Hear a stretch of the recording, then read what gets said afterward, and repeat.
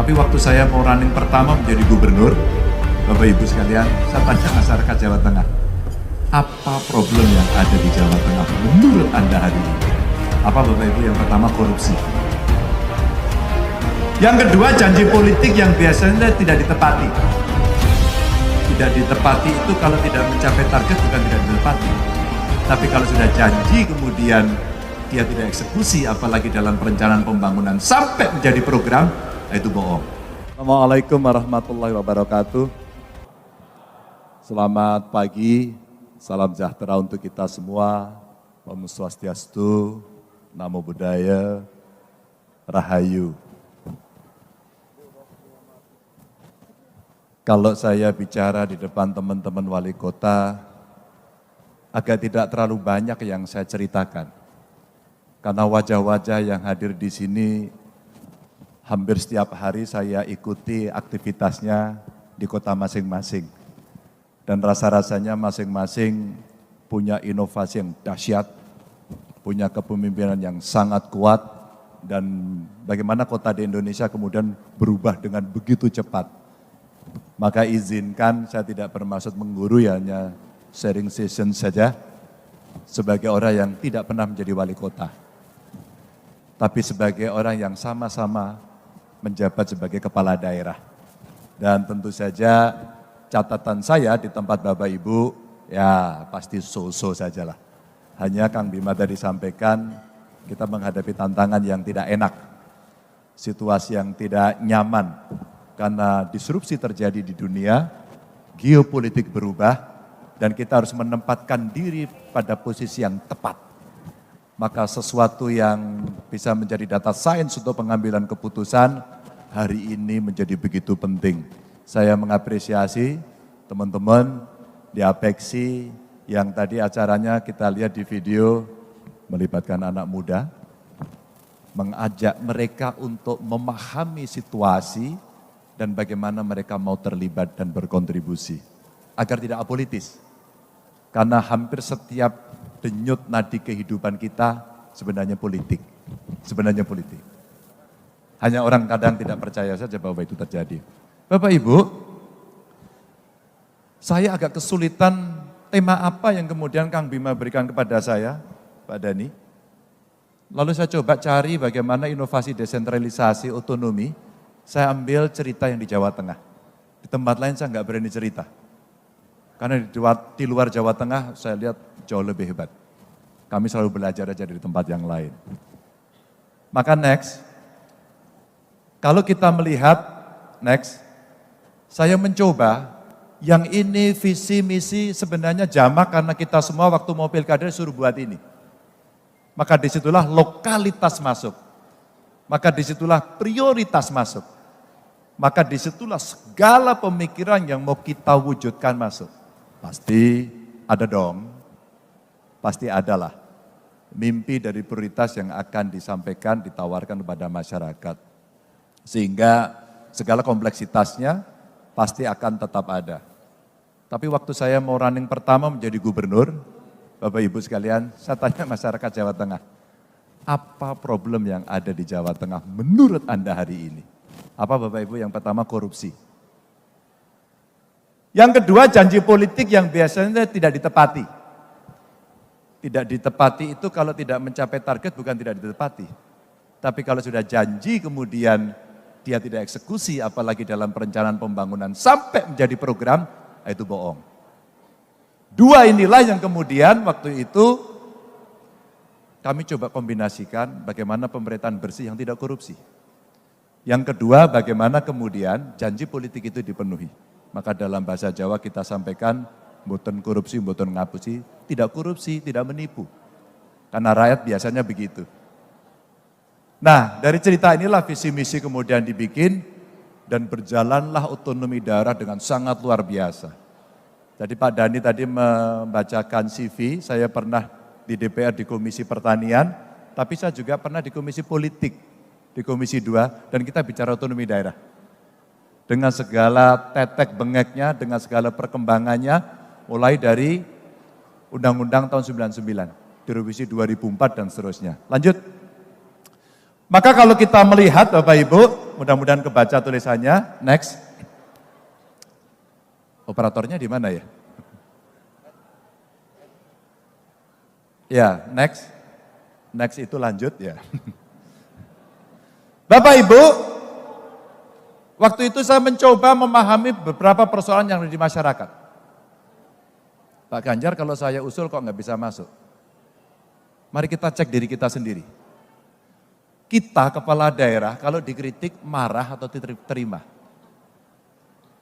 Kita, gubernur, wali kota, kalau mau mendengarkan suara masyarakatnya, mereka kita suruh datang ke tempat kita, atau kita berikan fasilitas agar mereka bisa melaporkan. Dua, ketika mereka melaporkan kelakuan kita punya pilihan. Kita diam, karena kita marah, karena tidak mau dikritik, atau kita mau bereaksi, karena itu komplain yang muncul di masyarakat. Bapak Ibu, yang diminta masyarakat kemudian apa? Saya hanya minta dua Pak, pemerintahnya bersih dan melayani. Melayani ternyata mereka pengen diterjemahkan dalam bentuk satu transparansi, yang kedua adalah akuntabilitas. Silakan cek. Bener apa enggak? Saya kaget sekali Kang Bima. Kemarin saya datang ke salah satu kabupaten di Rembang. Saya dialog dengan siswa. Saya bilang akses pendidikan itu dipermudah. Bonus demografi sudah terjadi di Jawa Tengah. 13 tahun ke depan kita akan memanfaatkan situasi ini. Apakah kita berhasil atau gagal? Tiongkok tahun 90 mendapatkan bonus demografi, hari ini dia mendapatkan situasi itu karena investasi di pendidikannya tinggi sekali. Saya mau cerita aja. Tapi dalam dunia pendidikan kita, ada saja perilaku yang katanya itu biasa. Apa? Pungli. Dalam sebuah dialog saya sampaikan, sekolah di mana SMA? Negeri. Bayar enggak sekolahnya? Enggak Pak. Enggak bayar kami Pak. Tapi seragamnya bayar. Oh iya kalau seragam mesti beli. Tapi SPP enggak bayar kah? Enggak. Uang gedung enggak ada Pak. Kamu? Enggak ada Pak. Kamu? Enggak ada Pak. Kamu? Ada Pak. Apa katanya? Uang gedung Pak. Oh jangan ngomong. SMA SMK udah saya bebasin loh. 800 miliar saya berikan agar kalian sekolah enggak usah bayar. Bapak Ibu, bertahun-tahun keputusan ini kita berikan, apakah kemudian kawan-kawan kita melakukan itu? Jawabannya, tidak semua. Dan anak ini bercerita dengan apa adanya. Pak, setiap kenaikan kelas kami dipungut. Loh kan nggak boleh ada pungutan. Ini bukan pungutan Pak, maaf saya koreksi, infak. Bapak Ibu, penyakit korupsi kita ada di situ. Kita serius apa enggak? Akhirnya dengan perjalanan saya sampaikan, Bapak Ibu tenang saja, saya pastikan duitnya harus kembali. Dan rasa-rasanya kepala sekolahnya akan bermasalah dengan gubernur. Kemudian rekaman itu ada di-upload di IG saya, sama staf saya. Saya tidak menduga sampai dengan kemarin sore 7 juta yang nonton. 7 juta yang nonton dan mereka menumpahkan segala kekesalan dan menyampaikan, Pak di SD ini terjadi, Pak di SMP ini terjadi. Bapak Ibu, publik masyarakat mau itu. Mana kira-kira janji politik kita yang akan kita berikan pada saat kita kampanye kepada mereka? Simpel sekali. Biasanya rata-rata problem itu muncul karena dari kita sendiri. Kolusi kita bangun sendiri, korupsi dikreasi sendiri, dan kita membangun kekuatan imperium kekuasaan itu mendapatkan uang. Maaf dengan segala hormat harus saya sampaikan. Maka ketika transparansi dan akuntabilitas itu ada, satu-satunya yang bisa kita lakukan adalah memberikan informasi yang benar dan terbuka. Itulah masuk Government Resources Management System. Baru mulai e-planning sampai e-delivery sampai tata usahanya kita digitalisasi dan alhamdulillah pada saat itu hampir 2 triliun anggaran bisa kita hemat karena harga penentuan sendiri kita, itu rata-rata punya perbedaan, meskipun tidak terlalu tinggi. Sama-sama kertas, dinas A dengan dinas B itu harganya bisa beda. Saya tidak mengerti.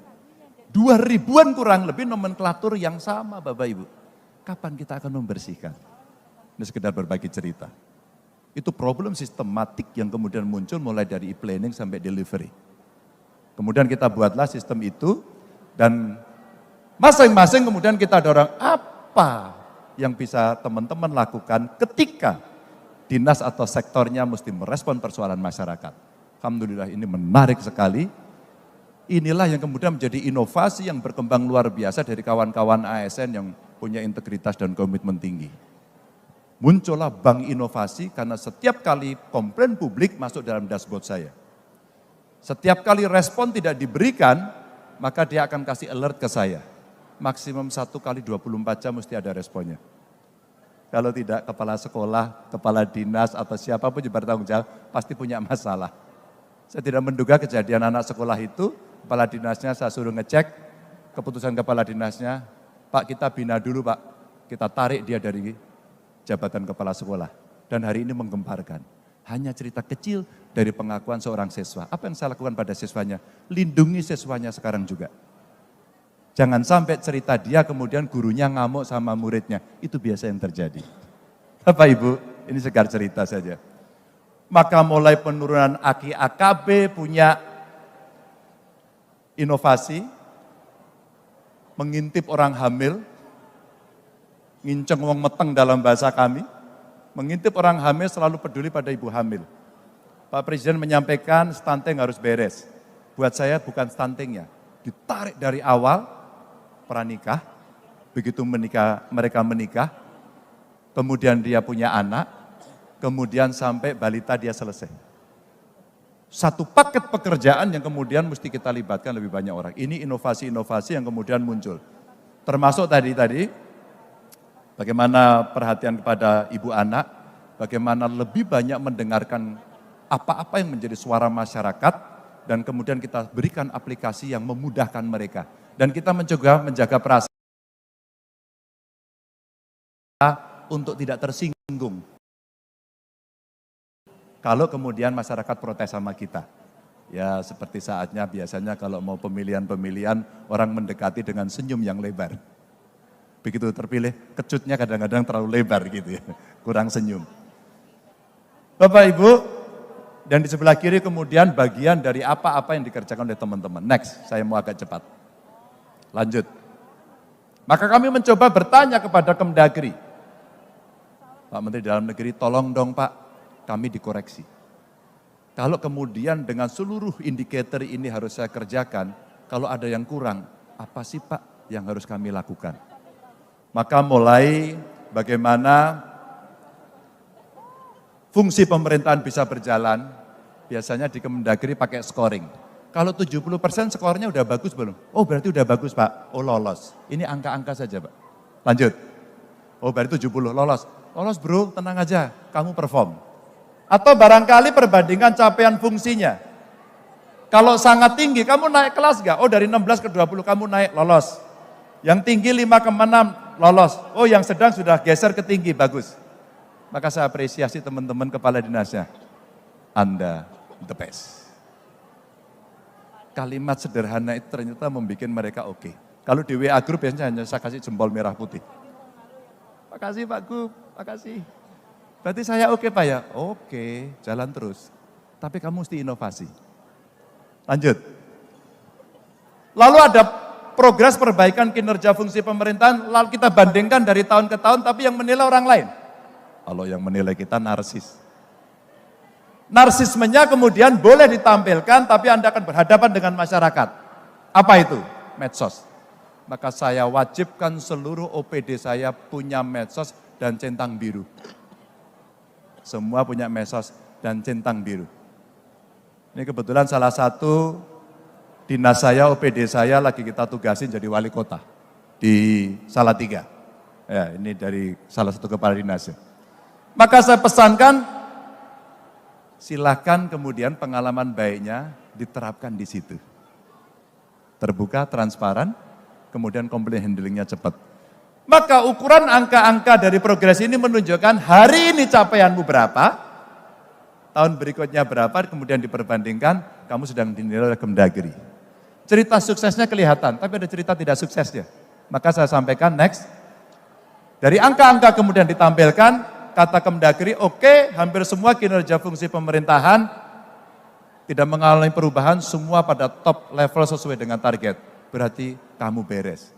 Tapi ada kinerja fungsi yang perlu perbaikan, mulailah gambarnya kelihatan yang di sebelah kanan. Mulai kita cerita penanaman modal, oh iya Pak, begitu COVID kemarin kurang, oke. Maka targetmu sekarang mesti kamu tingkatkan, karena sekarang sudah tidak ada yang pakai masker lagi. Apa artinya nggak boleh ada alasan lagi. Investasi kemudian mesti didorong tidak hanya mempermudah izin, tapi menjemput pasar. Tidak lagi pada pasar dalam negeri, tapi masuk luar negeri. Maka kepala dinas saya, Bapak Ibu, saya kasih nomor telepon para duta besar, dan kita biasakan mereka untuk berkomunikasi langsung dengan para duta besar. Sehingga pasar-pasar tradisional mulai kita tinggalkan. Apa itu pasar tradisional? Biasanya kita ke Amerika, kita ke Eropa, kita ke Tiongkok. Kenapa kita tidak ke Afrika? Kenapa kita tidak membuat satu kreasi investasi kerjasama dengan sana? Ini yang kemudian komunikasi kita lakukan dan kemudian capaian-capaian yang masih bolong itulah yang menjadi tugas mereka. Maka achievement motivation-nya diukur dari indikasi ini.